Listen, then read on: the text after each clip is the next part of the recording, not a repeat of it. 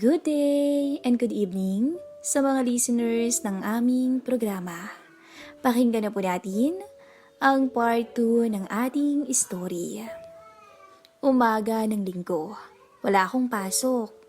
Kagagaling ko lang mula sa pagja-jogging sa City Hall ng Mandaluyong. At matapos makapagpahinga, ay nag-shower muna ako at nagkulong sa kwarto ko upang magbasa-basa ng libro. Napatingin ako sa labas ng bintana. Tanaw ko ang bintana ni Mabel, ngunit alam kong wala pa siya sa kwarto niya. Marahil ay katulong ng mami niya sa gawaing bahay. Simula nung makita ko ang lahat kay Mabel, ay araw-araw ko nang inaabangan ang pagbibihis niya mula sa aking bintana. Bandang alas 4 o alas 5 ng hapon, nagsishower si Mabel. Matapos niyang makapagpahinga galing sa eskwela. Napag-alaman ko rin mula sa kapatid niyang si Ronron na regular pa rin palang may milagrong nangyayari sa kanila ni Jude tuwing linggo ng hapon. Dahil umaalis ang mami nila tuwing linggo upang bisitahin ang kapatid nito sa Marulas. Ang boyfriend naman ni Mabel na si Scar ay umuuwi ng Laguna tuwing weekends upang makasama ang pamilya nito at babalik naman ng Lunes ng umaga dahil may pasok sa universidad. Si Rondro naman ay hinahayaan lang ni Mabel na makipaglaro sa mga kapitbahay upang masolo nila ni Jude ang kanilang bahay. At doon nabuo ang plano sa isip ko kung paano ako makakaisa kay Mabel. Matapos mananghalian ang araw na yun, ako na ang naghugas ng mga plato bago umakyat muli. Nasa bahay na namin ang ilang kalaro ng mga pinsan ko, kapatid at mga pamangkin. Kasama na si Ronron na nang makita ako ay medyo napapangiti-ngiti pa. Baklita talaga? Sa isip-isip ko. Umakyat na ako ng room ko at naglock ng pintuan. Hihiga na sana ako nang matanawan ko si Mabel sa silid niya. Nakaharap sa salamin at nagsusuklay ng buhok. Wala siyang suot na kahit na anong pang-itaas. Pinatay ko ang ilaw ng kwarto ko at bahagya kong itinikom ang bintana upang hindi ako mapansin ni Mabel. Napaka-sexy talaga niya. Makurba ang bewang at makinis ang balat. Unti-unti akong nadala sa kamandag niya. Maya-maya, pumihit siya ng tayo at humarap sa damitan niya. Naghahanap marahil ang maisusuot. Lalong napagmasdan ko ang harapan ni Mabel at lalong nagising ang diwa ko. Napahaplos tuloy ako sa loob ng shorts ko habang pinagmamasdan ang dalagang si Mabel. Ngunit nakahanap na siya ng isusuot mula sa kanyang damitan. Isinuot niya ang puting blouse na yon at napansin kong hindi na siya nag-abalang magsuot pa ng pang-ilalim. Dali-dali na siyang bumaba. Bigla ko tuloy na alala na linggo pala ngayon. At ngayon, ang dating ni Jude sa bahay nila upang pagsawaan na naman siya. Nahiga akong muli at nag-isip-isip. Ito na ang tamang panahon para sa plano ko. Pupuntahan ko na si Mabel. Naghintay ako ng mga ilang minuto at maya-maya nga ay narinig ko na ang mga kalabog ng mga paa ng mga pamangkin ko, pinsan, mga kapatid ko at ang kanilang mga kalaro. Alam kong naglalaro na sila ng taguan sa buong bahay. Bumangon ako at binuksan ng bahagya ang pintuan ng silid. Sinipat-sipat ko ang hallway. Maya-maya, natanaw ko nang naglalakad ang batang baklitang kapatid ni Mabel. Psst! Mahinang sitsit ko. Lumingali nga si Ronron. Uy! Muli kong tawag sa kanya. Luminga siya uli at nakita niyang nakadungaw ako mula sa maliit na awang ng pintuan. Sinenyasan ko si Ronron. Tumingin muna siya sa paligid upang siguruhing walang tao at saka lumapit at pumasok siya sa room ko tsaka ko isinara na ang pintuan. Bakit po kuya? Painosenteng sabi pa niya. Naalala mo yung pinag-usapan natin tungkol sa ate mo last time? Tanong ko. Tumango siya. Ngayon na natin gagawin ang plano. Ang sabi ko. Akala ko naman kung ano na eh. Ang sabi pa ng baklita. Alam kong may nais siyang ipakahulugan, ngunit hindi ko na yon pinansin pa. Tumingin ako sa bintana. Ano oras pa pumupunta si Jude sa inyo? Tanong ko. Maya-mayang konti po. Basta pag may bike na dyan sa tapat namin, andyan na yun. Nakangusong wika pa niya. Tumingin ulit ako sa labas. Ang tagal naman. Naghintay ako sa bintana. Tangina, excited na talaga ako kay Mabel. Nang biglang naramdaman kong humaplo si Ronron sa shorts ko. Nakabukol po kasi kuya eh. Bilang wika niya. Tumigil ka nga. Nare-reserba ko to para sa ate mo no. Saway ko sa kanya. Mamaya pa naman yun eh. Depensa pa niya. Basta. Wag kang makulit.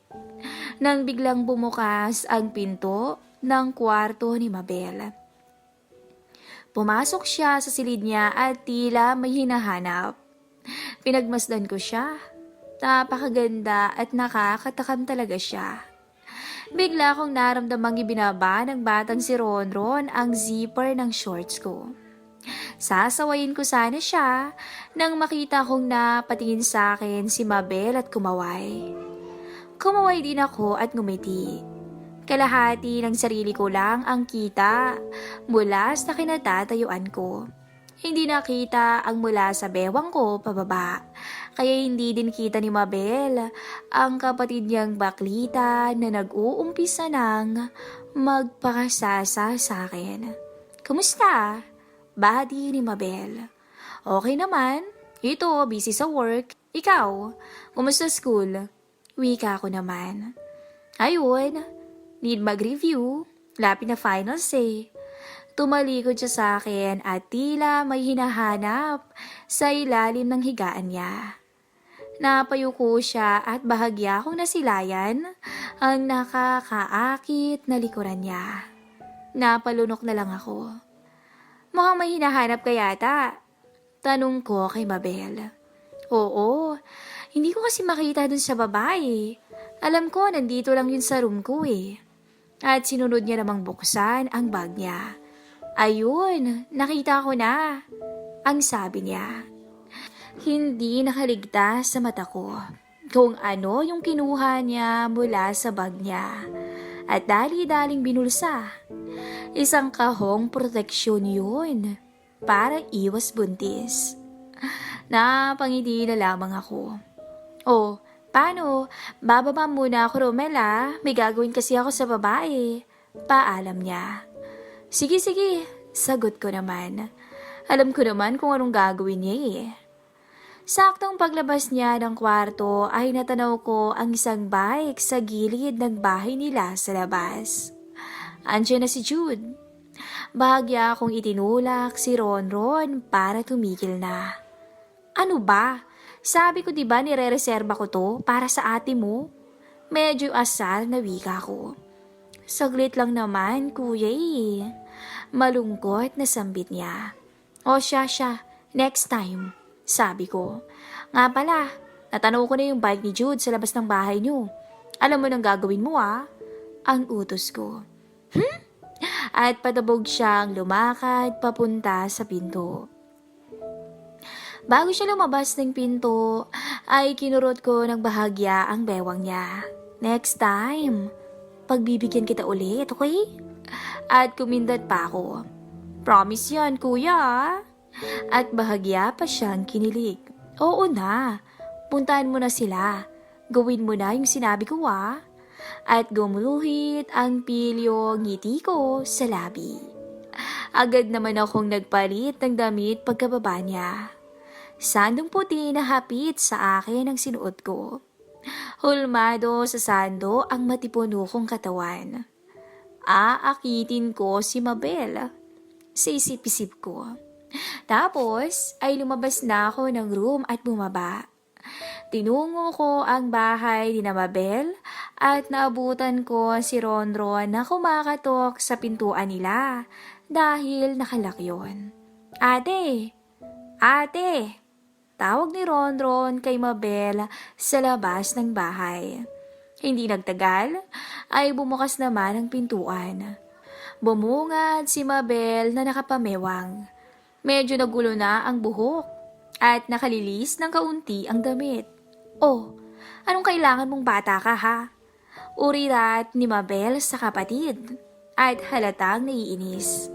Kukuha lang ako ng pamalit na damit. Masana ng pawis yung likod ko eh. Pagsisinungaling ni Ronron at dumiretso siya sa loob ng bahay. Pumasok din si Mabel. Dinungaw ko sila sa bintana sa gilid ng bahay. Nakita kong nakaupo si Jude sa sofa sa sala. Gagong yun.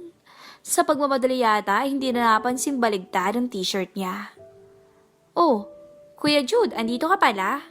Puna ni Ronron kay Jude. Si Mabel ang sumagot. Di ba talaga namang nandito siya tuwing linggo ng hapon? Dahil nagpapaturo akong maggitara.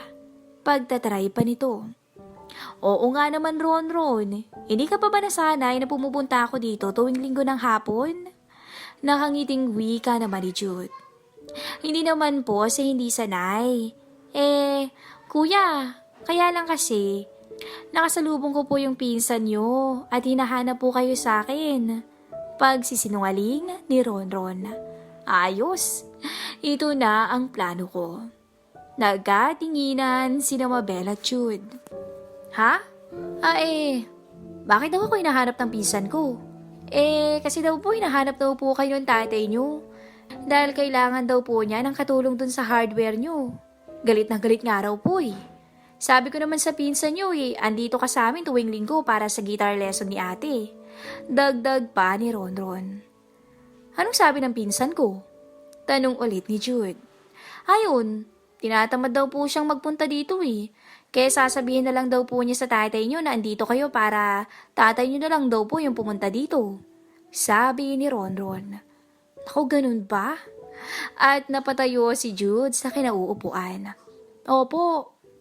Umakyat na si itaas si Ronron para kumuha ng pamalit na damit. Naiwan ang dalawa sa baba. Paano yan? Dismayadong tanong ni Mabel. Pasensya ka na pero kailangan ko talagang pumunta sa store namin eh. Tumakas lang talaga ako kanina. Baliwanag ni Jude. Ha? Paano ko? Tanong ni Mabel. Kailangan ka ba talaga doon? Oo eh. Ngayong araw din kasi yung delivery ng mga supplies namin. Dagdag pa ni Jude. Ano ba yan? Wrong timing. Inis na wika ni Mabel. Pasensya ka na talaga Bawi ako next time. O paano? Uwi muna ako Sorry talaga. Paumanhi ni Jude. Hay. At napabuntong hininga na lang si Mabel. Bago tuluyang lumabas ng bahay, ay humalik pa muna si Jude sa labi ni Mabel. Nagtago ako sa gilid ng bahay upang di ako makita ni Jude nung kinuha niya ang bike niya. Nang makalayo na siya, ay sumulyap ulit ako sa loob. Saktong pababa naman si Ronron. Oh, asa na si Kuya Jude? Usisa nito. Di umuwi na sa kanila. Asar at pasigaw na sabi ni Mabel. Tapos ay padabog itong umakyat sa itaas. Lumabas si Ronron sa kanila at ngumiti sa akin. Kinindatan ko naman siya at sinenyasan na bumalik na muna sa bahay namin upang makipaglaro. At syempre, upang masolo ko si Mabel. Bago kumatok, nagbilang muna ako ng 10 at huminga ng malalim.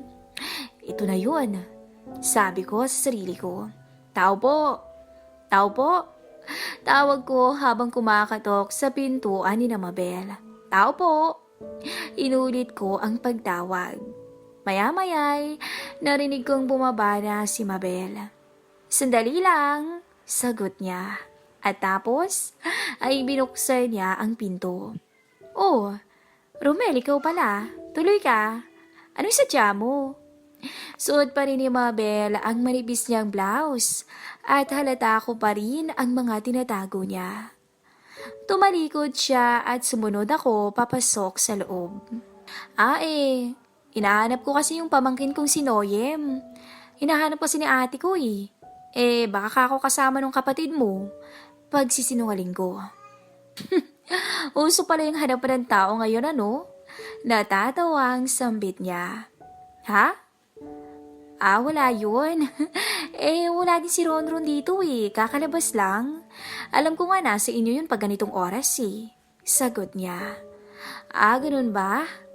At napako ang paningin ko sa maputi niyang legs. Napansin naman niya yun at napangiti. Ngunit hindi niya ako sinaway. Sige. Hanapin ko na lang siguro sa ibang bahay. Wala sa sariling wika ko. Ay teka, awat ni Mabel. Bakit hindi ka muna mag-juice? Wait lang ikukuha kita sa ref. May halong pilyang sambit niya. At lumakad na nga siya, papunta sa kusina. Pero halatang halata ang kapilyahan ng pagkilos niya. Sinadya pa kasi niyang ikembot ang bewang habang dahan-dahang lumalakad. Hindi ako pinanganak kahapon, kaya alam kong isa lang ang ibig ipakahulugan ng mga kilos niya. Inaakit niya ako. At syempre, hindi ko to palalampasin. Sinundan ko siya sa kusina. Naabutan ko siyang nagsasali ng juice sa baso habang nakatalikod sa akin. Ito na ang pagkakataon ko. Kailangan ko ng dumiskarte. Sinunggaban ko siya mula sa likuran at niyakap ko siya ng dahan-dahan. Tapos ay maingat kong idinampi ang labi ko sa batok niya. Ano ba Romel? Malambing na saway niya pero tila nagustuhan niya. Alam ko namang gusto niya yung mga nangyayari. Ang ganda mo Mabel. Ang sexy mo. Nakakagigil ka. Hindi ko mapigilan yung sarili ko sa'yo eh. Sorry Teka Romel May boyfriend kasi ako eh. Pagkasabi niya yon ay nagtungo ang kaliwang kamay ko pababa sa maikli niyang short. At binukas ko ang zipper noon. Napakagatlabi siya sa kapilyuhan ko. Teka Romel, may boyfriend ako sabi eh. Muli niyang sinabi. Ngunit hindi mo naman kakakitaan ng pagtutol ang mga kilos niya. Alam ko, pero gusto mo bang itigil ko na to? Tanong ko sa kanya. Hindi siya sumagot. Bagkus, ay siya na mismo ang nagbaba ng maikling short niya. Kaya iniharap ko siya sa akin at masuyong hinalikan. Yumakap naman siya sa batok ko at tumugon. Ang lambot ng labi ni Mabel. Napansin kong sinipa niya ang shorts niya palayo. Sa mga sandaling yun, ay lalo akong nanggigil kay Mabel at halos mapapikit siya ng gusto sa akin. Sa puntong yun, ay wala na akong pakialam sa kahihinat na nito. Ang mahalaga sa akin ngayon ay matugunan ko ang pangangailangan naming dalawa. Wait, huwag dito. Doon tayo sa kwarto ko. Biglang pagpigil niya sa akin. At di na nga ako nag-aksaya pa ng panahon. Binuhat ko siya at dinala sa taas. Ibinaba ko siya nang makarating kami sa silid niya. At dumiretso siya sa bintana upang isara yun habang ako naman ay inalis na rin ang sando ko.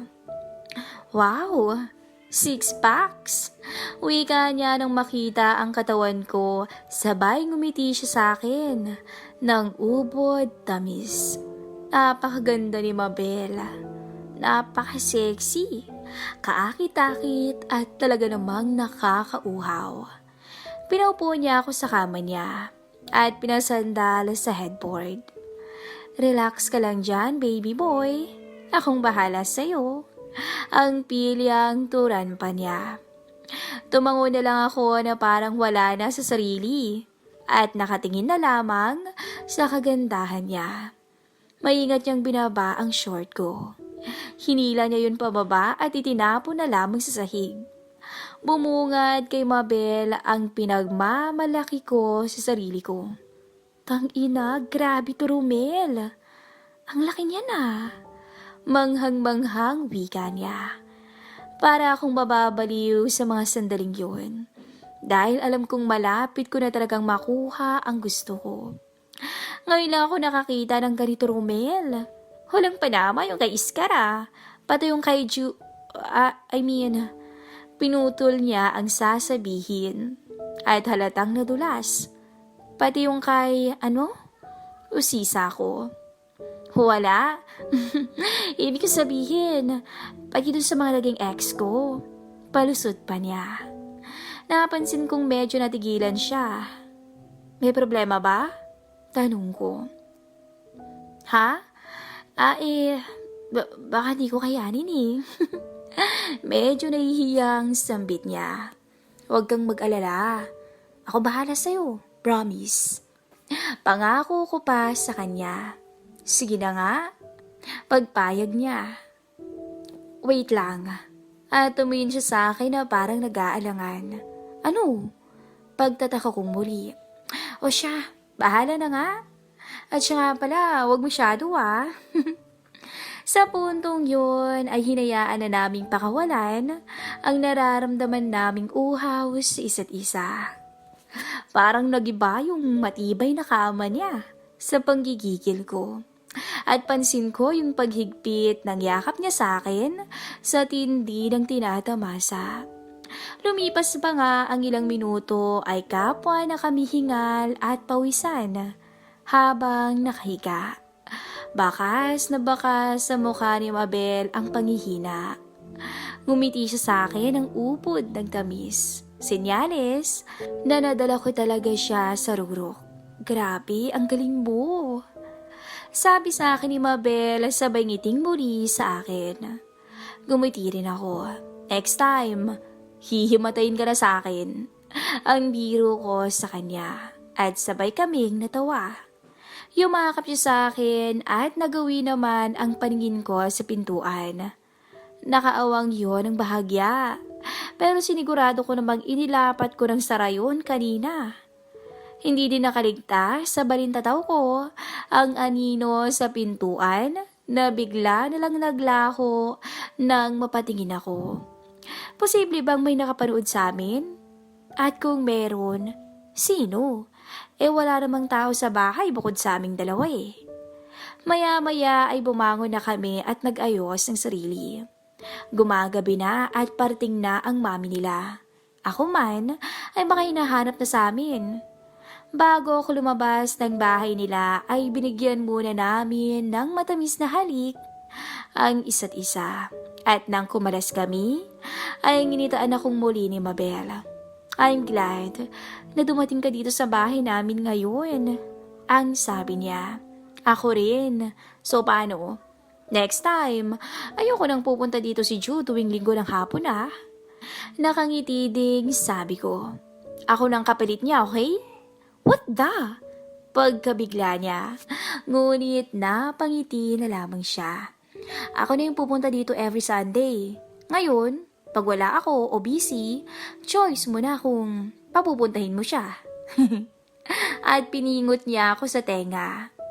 Pag-uwi ko ay naligo ako at nahiga. Grabing pagod yun. Pero sulit. Daan-daan akong hinila ng antok ko. Ngunit bago ako tuluyang makatulog, ay pumasok na namang muli sa isip ko kung sino ang nakakita sa amin kanina sa pinto ng room ni Mabel habang nag-e-enjoy kaming dalawa. Siguradong meron. Pero sino? Abangan po ang susunod na kabanata ng ating story at Merry Christmas po sa lahat ng aming mga listeners. Thank you!